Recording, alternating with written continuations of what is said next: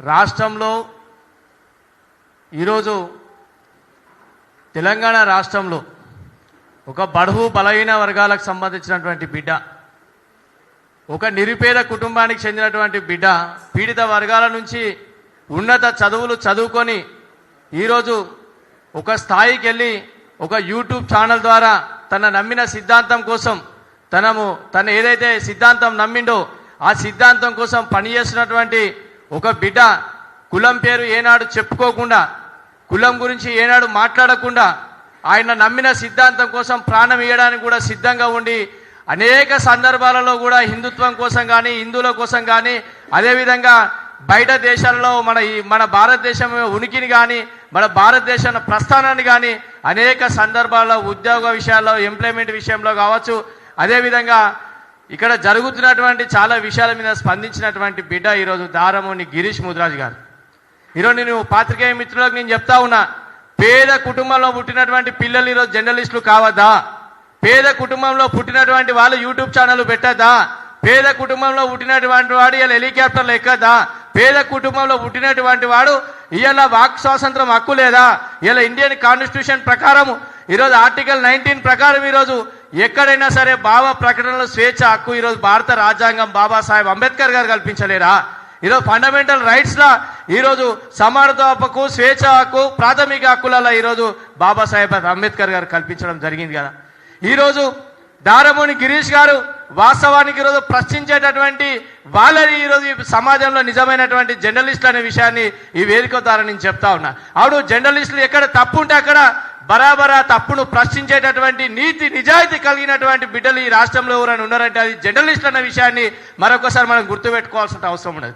ఈరోజు దారమోని గిరీష్ గారు ఆయన మాట్లాడినటువంటి మాటలు చిత్రీకరించి వక్రీకరించి ఆయన ఆఫీస్ మీద దాడి చేసి సుమారు 10 లక్షల రూపాయల ఫర్నిచర్ వరకు ఆ ఆఫీస్ మొత్తం ధ్వంసం చేసి నువ్వు ఎక్కడున్నా బిడ్డ నిన్ను చంపుతామని చెప్పి ఆయనకు రెక్కి నిర్వహించి ఆయన ఎక్కడైతే అక్కడ ఆయన వెంబడ 2 వెహికల్ వేసుకొని ఒక వారం రోజుల నుంచి ఆయన వెంబడిస్తే ఇదే ఇక్కడ ఉన్నటువంటి ఏసీపీ గారికి, సిఐ గారికి, డిఎస్పీ గారికి చాలా మంది కూడా దారమోని గిరీష్ గారు కూడా ఫోన్ చేసి నాకు కొంచెం ప్రమాదం ఉన్నది, నన్ను చాలా మంది వెంబడిస్తూ ఉన్నారు, దయచేసి నాకు రక్షణ కల్పించండి అని చెప్పి ఆయన ప్రాధేయపడ్డాడు, మెసేజ్ పెట్టిండు, అయ్యా నాకు కొంచెం మీరు రక్షణ ఇవ్వండి అని చెప్పి ఈరోజు అడగడం జరిగింది.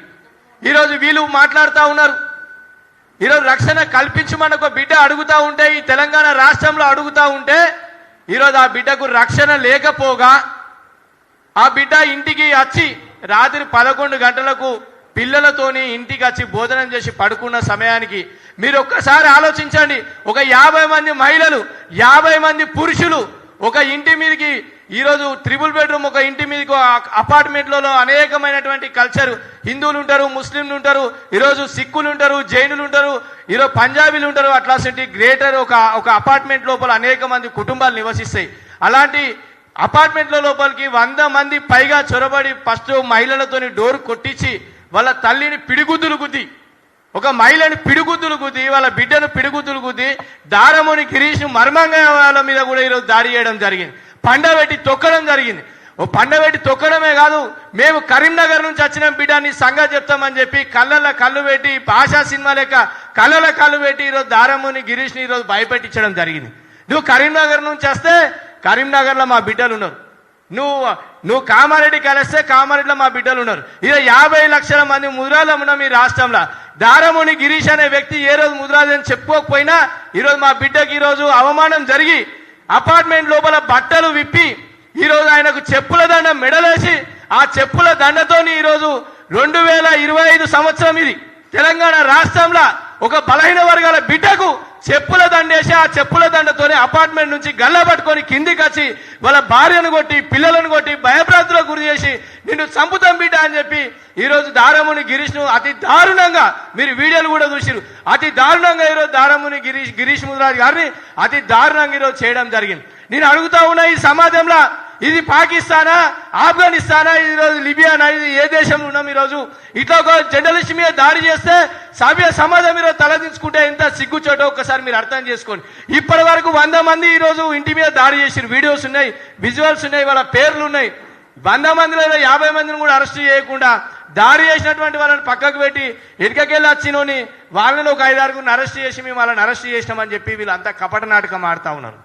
నేనేమంటున్నా అంటే ఒకవేళ బలహీన వర్గాల బిడ్డలు ఈరోజు చదువుకోవద్దా, బలహీన వర్గాల బిడ్డలు ఈరోజు మన యూట్యూబ్ ఛానల్ పెట్టద్దా, జర్నలిస్టులు కావద్దా, బలహీన వర్గాల బిడ్డలు ఈరోజు ఎక్కడైనా ప్రశ్నించేద్దా అని చెప్పి ఈ వేదిక మీద నుంచి అడుగుతా ఉన్నా. ఈరోజు ఆర్ఎస్ఎస్ లో పనిచేసినటువంటి వ్యక్తి పక్కన కులం పేరు పెట్టుకోడు, మావోయిస్టు పార్టీలో పనిచేసినటువంటి వ్యక్తి కూడా కులం పేరు పెట్టుకోడు. ఎందుకంటే అలా సిద్ధాంతం ఉంటుంది. ఇలా చిన్నజీర స్వామి కులం చెప్పుకోడు, దయానంద సరస్వతి కులం చెప్పుకోడు. ఒక్కొక్క సిద్ధాంతాలలో ఒక్కొక్క దగ్గర ఒక్కొక్క కమిట్మెంట్ ఉంటాయి కాబట్టి వాళ్ళు చెప్పుకోరు. కానీ మా బిడ్డకు అన్యాయం జరిగింది అనగానే ఇలా స్టేట్ ఫస్ట్ ర్యాంక్ వచ్చిన ఒక బిడ్డ గోల్డ్ మెడల్ వచ్చిందంటే ఫస్ట్ ఆ కమ్యూనిటీ ఏందో తెలుసుకుని ఆ కుల సంఘాలు ఇప్పుడు పోయి బలహీన వర్గాల బిడ్డలు పోయి వాళ్ళకి సన్మానం చేస్తా ఉన్నారు. మేము కూడా అదే కోవలో అదే వెతికినాం. అరే ఈ బిడ్డకు అన్యాయం జరిగింది, చెప్పుల దండేసి ఊరేగించారు, అసలు ఏం జరిగింది అని చెప్పి మేము పోతే ఆయన ముదిరాజ్ బిడ్డ మీ బిడ్డకు అవమానం జరిగినా మీరు స్పందిస్తలేరు అని చెప్పి ఇలా మాకు ప్రపంచ దేశాల నుంచి అమెరికా నుంచి ఫోన్ చేస్తున్నారు, డల్లాస్ నుంచి ఫోన్ చేస్తున్నారు, ఈరోజు సౌదీ నుంచి ఫోన్ చేస్తా ఉన్నారు, ఆంధ్రాకి వెళ్ళి ఫోన్ చేస్తా ఉన్నారు. అరే గింత ఘోరమా, ఒక జర్నలిస్ట్ను ఇట్లా చెప్పుల మీద దండేసుకొని ఇంత ఊరేగిస్తారా అని చెప్పి ఈరోజు ఎంత బాధ అతలకుతలం అవుతుందంటే ఇప్పటి వరకు కూడా అలా కుటుంబ సభ్యులు 3 పూటలు అన్నం తింటలేరు, కనీసం పడుకుంటలేరు.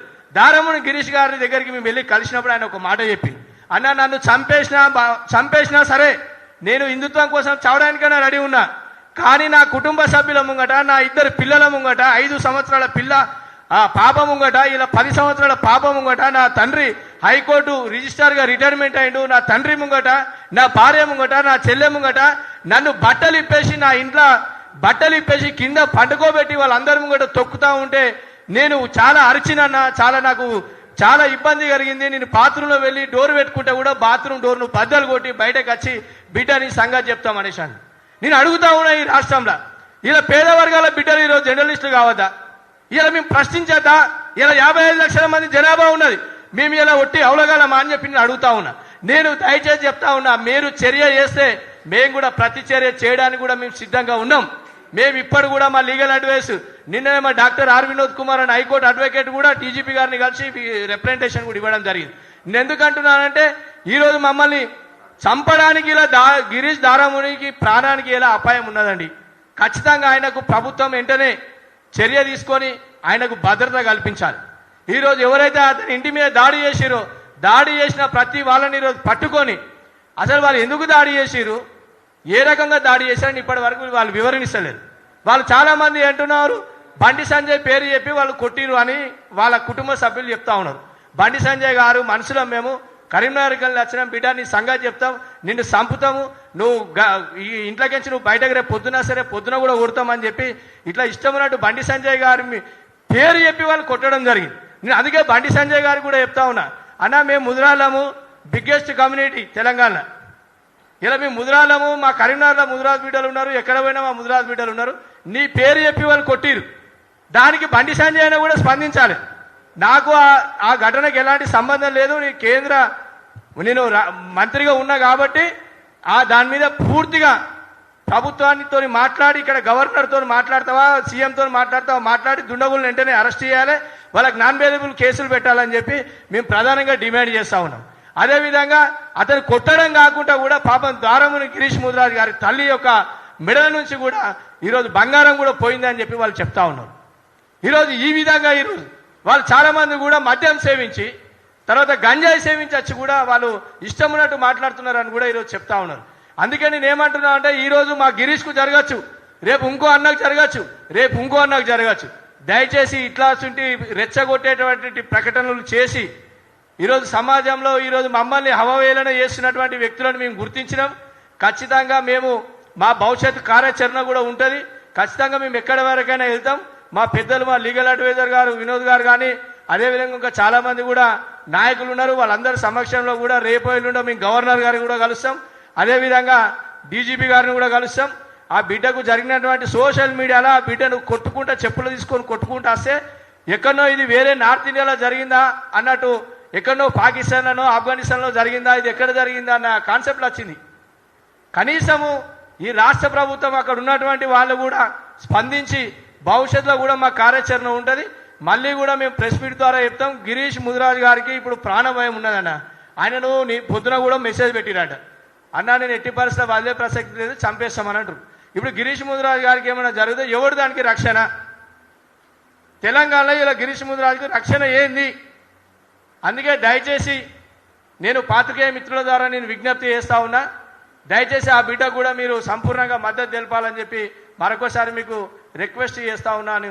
నా అవకాశం ఇచ్చినందుకు మీ అందరికీ కూడా ధన్యవాదాలు తెలియజేసుకుంటూ ముగిస్తాను.